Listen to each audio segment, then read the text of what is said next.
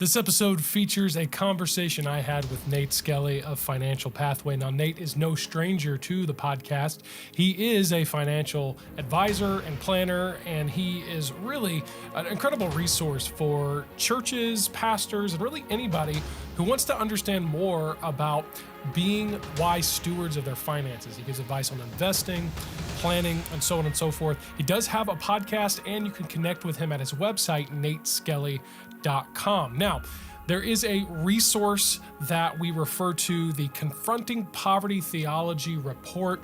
And if you want to access that, make sure that you see the link in the show notes, or simply go to mustincrease.com/Nate. That's mustincrease.com/Nate. If you're watching or listening, it might be helpful to follow along with this report because we refer to it pretty often throughout the conversation. Well, I want to thank you so much for joining us for today's episode as we look to increase truth and inspire hope in the lives of others. Welcome to the Must Increase podcast.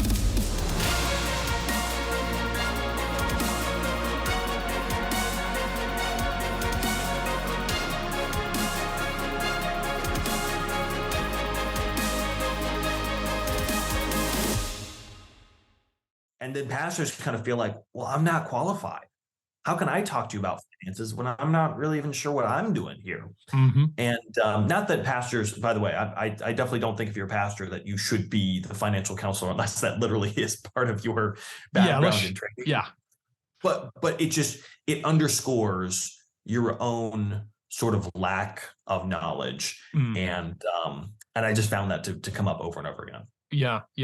Well, and I think lest, somebody out there, who's thinks that we're, dogging on, Bible colleges and seminaries and places that train pastors in particular. I think in general, going back to what you were saying about the consumer math class that you taught and the fact that it had to be a choice. And I don't want to turn this into a too broad of a discussion, but in a way, it's kind of just a failure of, I guess, education in general. Because I remember having the same kind of choice presented to me even when I was in high school. It was, you can take this practical math class that's probably really going to help you, or you can take the more advanced track. And of course, we're being pushed to the advanced track because that helps us technically score higher on the ACT, makes the school look better and increases your chance in college and all that stuff. Now, I, just being a lazy high school student, refused to take that track. And I didn't care about the honor stuff. And honestly, even though the choice for me at the time was being made, like I said, out of just kind of like being an awful student and not wanting to apply myself, I'm actually really glad I did go that route, because looking back on it now, it's like, learning advanced math calculus would have done me no good. There is literally not a skill set that I've had to use that requires that knowledge. But because I took the more practical math kind of route, oh yeah, I mean, I use that almost daily, in my own, personal finances and running a business and things like that. And so again, like I said, unless somebody's out there is like, well, they really are hating on Bible colleges. No, this is just kind of an educational problem in general. Again, for me, I think one of the best things that I was grateful for in high school was that they did put us through about a 9-week course of, and everybody did have to do this. Every student there, this was just required as part of a social studies class. We all had to go through the Dave Ramsey's, version of basically Financial Peace University, but made for high schools. And again, that is where I would credit most of my foundational knowledge about finances came from there. And so all that to say, this education it's really unfortunately not just among pastors, it's amongst most people. That's why, the numbers for consumer debt out there are wild. And how little people actually have in their savings and how little people are actually investing and how many people are actually living paycheck to paycheck. I mean, those stats are pretty staggering. And so, this challenge of educational, not having education, it's very real amongst, and again, I think going back to, what we were saying earlier about how I don't think it's just the pastors. I think it's also the people. The people don't necessarily understand. And so I think that kind of drifts us into this third challenge, is this communication gap that's happening in churches amongst a pastor, I can't imagine being a pastor who has to stand up and talk about giving, because it seems so self-serving. Hey, you need to give so I can pay myself and pay myself, a decent wage so I can live. And so, yeah, let's unless there was something I skipped there in that second challenge, let's drift into the challenge number 3 here. Yeah, right. So pastors a lot of times can see the problem. They can see that they're underpaid. They can see that people need to be more generous in their giving. The average giving in the US, I've looked at different reports, it's about 3% for Christians.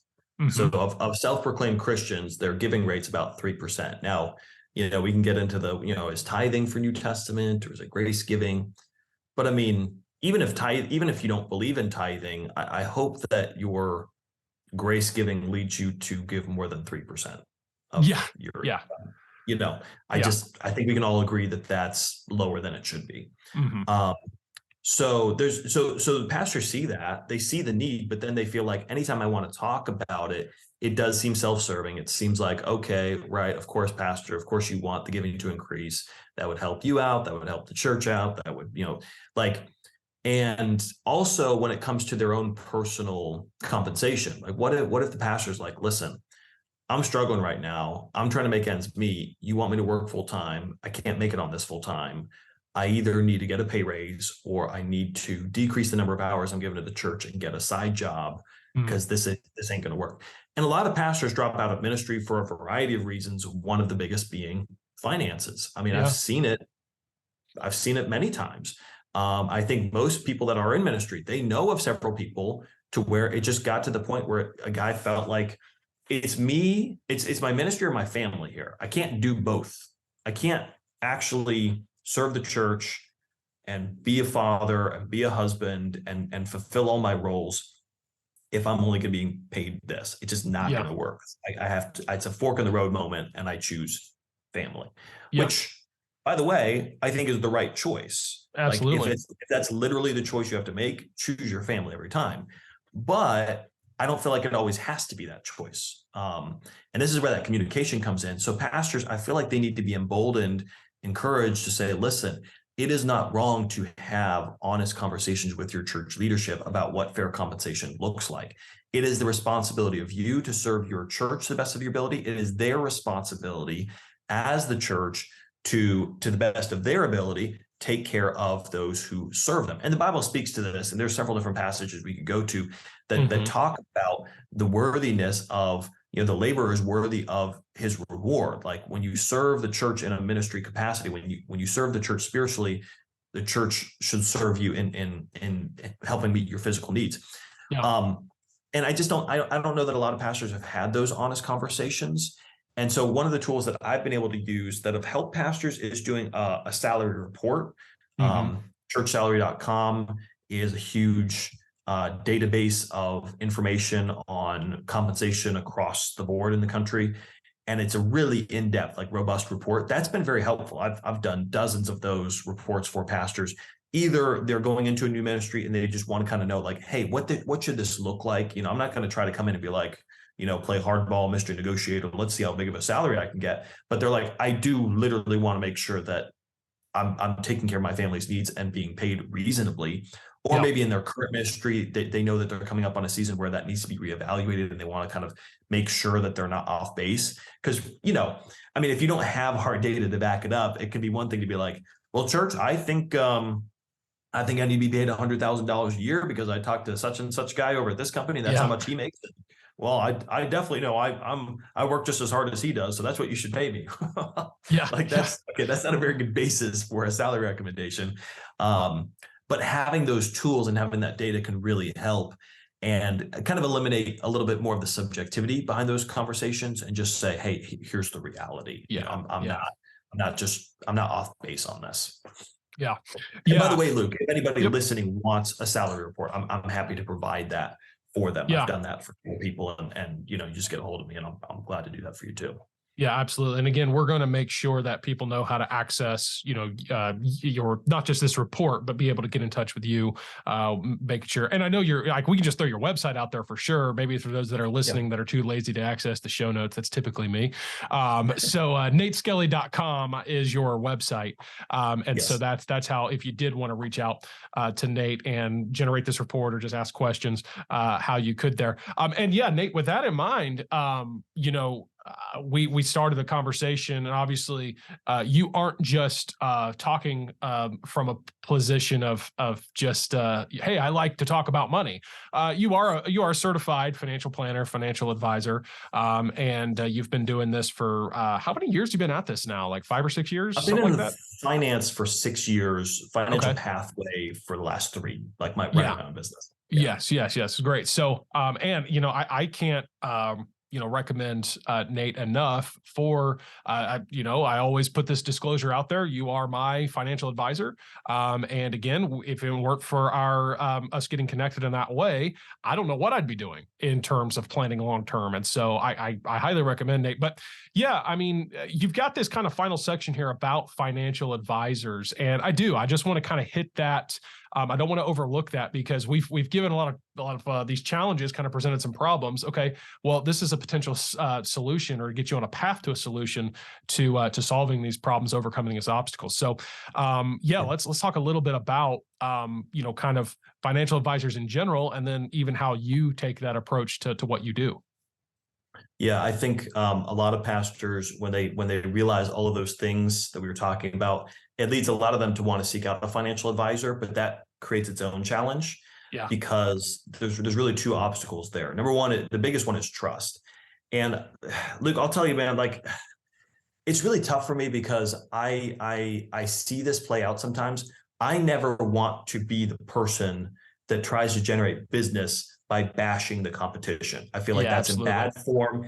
And I feel like that's actually should be a huge red flag. If their whole pitch to you is everybody else bad, me good, then that tells you more about that person. Yeah.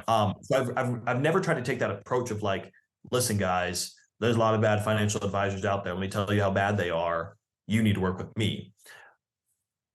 But I also do feel that I have a responsibility, a duty to try to help people understand what the landscape of financial advice looks like. The term financial advisor, I love it and I hate it. I love it in its pure raw form because that is what I do. I give financial advice, but I hate it because of the connotation that it's brought on, which is basically salesperson, which is not undeserved, because I would say most people that use the term financial advisor are really just in sales.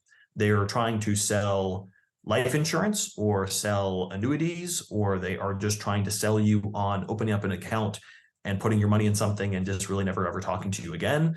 And that happens all the time. And I hate it because what people are looking for is they're looking for counsel. They're looking for somebody to help them align the use of their money with what is really important to them. And what they're getting is a sales pitch for a financial product. So just like anything else, their financial products are fine in their place. They're useful tools in the right circumstances, but we can't lead with a tool. Like if you're coming into a conversation already saying whatever problem you're about to tell me about, this is going to be the solution. Then that's sales. You're selling something. You're not giving advice. You're not giving counsel.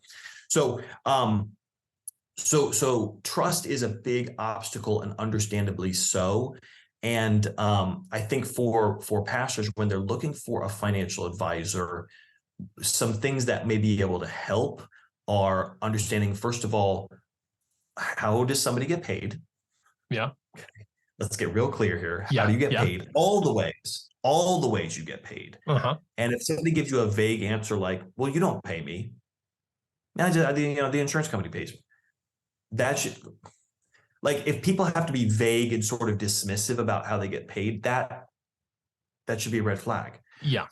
What are you going to do for me? Like, what will this relationship look like? What kind of questions can I ask you? What kind of things will you give me advice on? what are your qualifications or expertise? Who do you work with? What does a typical client of yours look like? Like certain designations that may speak to a level of competence, that sort of thing. But I think those types of questions are really, really important to get down to that baseline level of trust to say, okay, is this worth it? And then the second one very closely tied to it is price. Yep. So the difficulty here is some advisors who are very, very proficient, very knowledgeable, very skilled, and really know their stuff only work with a very high tier of clientele, and they have certain minimums. Like, unless you have $1 million to invest, I'm just not for you. And it may not be that high, but they may have certain minimums, certain requirements, or maybe they're paid directly. Maybe you pay a yearly fee. Maybe it's $3,000 a year, $5,000 a year, or something along those lines. Well, that's going to naturally price out a lot of people.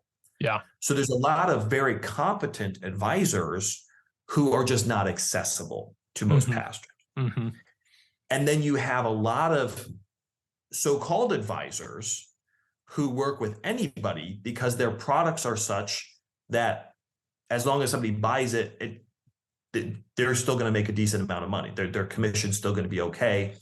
And so a lot of times, because the best advisors or some of the highest end advisors are unreachable, what's left over in many cases are the people that aren't really going to help you in the way that you want to be.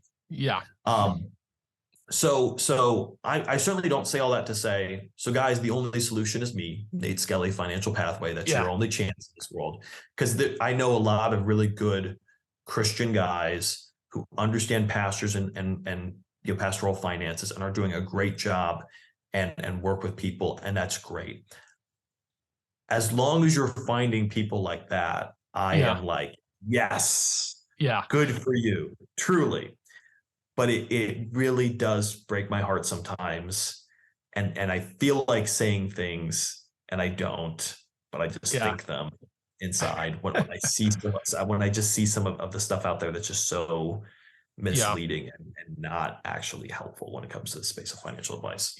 Yeah, there's a couple of kind of these professions, if you will, or titles, designations that I've always heard, like, just because they have that title doesn't mean they are qualified or good at it. One of them is a real estate agent.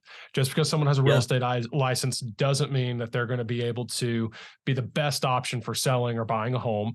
And then financial advisors, just because, they are a financial advisor or even have some type of certification does not necessarily mean that they are qualified and going to be your best option. And something that I've heard before is and this is what you are, Nate, is someone who just is going to teach you. And Nate, you just seem to be more passionate about the educational side of it. Like, hey, I want to teach you. Like, I remember when I first connected with you, when you started doing this, we sat down for a meeting, and we just laid out all my finances. And at the time, I had just started my business within the past couple of years. And I remember you told me, you said, hey, probably the best investment you can make right now is into your own business. And so, you need to consider retirement. Here's the value of that. But if you did invest a lot back into your business right now, you're in a good season to do that. And that did not necessarily serve you, in that it didn't put quite as much, if you will, into the investment accounts you were managing for me. But you gave me that honest advice, and I followed it, and I'm glad I did. And now I'm at a point where I'm like, okay, yep, I'm still investing in my own business, but I also have more to invest into the retirement and the investment accounts and the long-term investment in that way. And so, Nate, you're great about, you have a very humble approach, but, and you can just pay me, the amount we disclosed beforehand for me to sing your praises here. But in all seriousness, I'll read off a real fast disclosure at the end of the podcast. Yes. Yes. No, but seriously, you didn't put me up to this, but yeah, I mean, I have been really pleased with your approach, and I know a lot of other people and pastors, church leaders in particular have.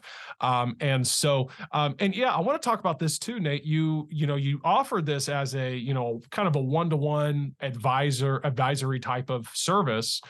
But I do like to talk a little bit about what you do for churches in terms of, kind of the ministry you offer, not just to pastors, but to the people to help educate them with the financial, weekends and, kind of programs that you offer there, which, by the way, you're going to Eastside Baptist in Thomasville in a couple months, right? Yeah, Yes. I do their design, and so yeah, they sent me a design request the other day with your face attached to it, and said, "Hey, Yes. he's coming. Make me a graphic." So I was like, Yes.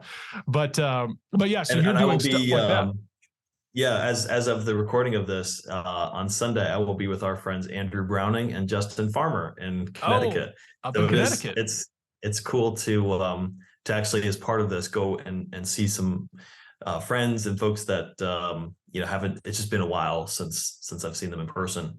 So yeah, I'll just say a quick word on this, Luke. Like, when I started Financial Pathway, a big reason I wanted to go start my own business is I wanted to have the flexibility and freedom to be able to have this ministry, which that's what it is. It's the ministry. And I go to churches, spend a weekend, I call it a financial health weekend, and just spend some time on Sunday teaching and preaching about what the Bible says about money and wealth and understanding the principles. And then also taking some time to do a practical session or two and helping people understand, okay, let's start to take those principles and let's talk about how you actually live that out. How do you start making smart money decisions that align with your values and get you closer to where you want to be? And there goes my microphone. So, just throw it out. So that, I mean, that's been great. I don't do that full time, but I probably once a month I'll go, on average, I'll go to a church and do something like that. And it's just been awesome. And yeah, I think trying to find different avenues, whether it's working with somebody one-on-one, whether it's going to a church and spending a weekend, doing a podcast. I'm just trying to look for every avenue I can to promote financial health, to promote a biblical worldview of money and finances for as many people as possible. And I love it. Like, it's been an amazing thing. It's not been easy, as I think we've talked about before, just in private conversations. Anytime you start a business, we've kind of been in that same season of like, it's a grind, especially at first, but what it opens up and the freedom and opportunities that it gives you is just incredible. And I wouldn't have it any other way. Yeah. Well, I mean, I'm with you there on that, just that kind of entrepreneurial journey in general. Like, it's sometimes it's the hardest thing you'll ever do, but it's the most rewarding. And, I always say I would have to be in just dire, desperate straits for like needing, to provide for my family, for me to quit doing what I do, because the flexibility it provides and just getting to do what you love to do every day, making your own job is awesome. So yeah, a little plug for that there. But yeah, again, I can't recommend your stuff enough, Nate. Again, like I said, your services as far as being an advisor, and then what you offer to, like I said, on these churches as a ministry to come in and teach about that. And yeah, you mentioned your podcast. I do. I genuinely, I'm subscribed to the podcast. I don't think I've missed an episode. You're putting out content every couple of weeks, and then also the last resource I know is your Money Minute that you send out every month. That just we're recording this on March 1st, so I just read the February one yesterday, and it's always really interesting. You just send it once a month. It's got a little recap of just some interesting articles and kind of data that you found. And so again, I think you can just get to all of this by going to nateskelly.com. And yeah, but hey, and Nate, this has been a really great conversation. It always is. Is there any kind of, closing thoughts, words, anything you want to share with the audience out there? No, I mean, I always love being on the podcast, Luke. Thanks again for the invitation. Yeah, if I can help anybody in any way, any of those avenues, I'm glad to do it. And just always enjoy coming on and having a good conversation with you. Yeah. Well, we will make sure that, I mean, I'm going to go back and check the records. I'm going to see, like, I'm pretty sure you were on last year, but we're going to definitely, we'll verify. we're going to make sure that we get you back on here. Maybe in the next, I don't know, 6 to 12 months. I'll make that, I'm making that. Everybody, I'm not going to edit that out. Everybody, I'm making that commitment. So, I'm going to hold you to it. If a few months from now you're like, hey, you haven't had him back on, reach out, call me out on that. But yeah, it is always a good conversation. And again, can't recommend what you offer enough. So yeah, Nate, thanks for joining us, and we'll have you back on the podcast again soon. Thanks again. Well, thanks again for joining us for this episode. And I want to give you one more reminder to make sure that you subscribe to our YouTube channel and also follow our podcast on Apple Podcasts, Spotify, or wherever you might be listening to podcasts. You can learn more about what we do for you and your church, your business, and so forth at mustincrease.com. That's mustincrease.com. And I want to thank you again for joining us for this episode and for being a part of our watching or listening audience as we continue on our mission to increase truth and inspire hope right here at the Must Increase podcast.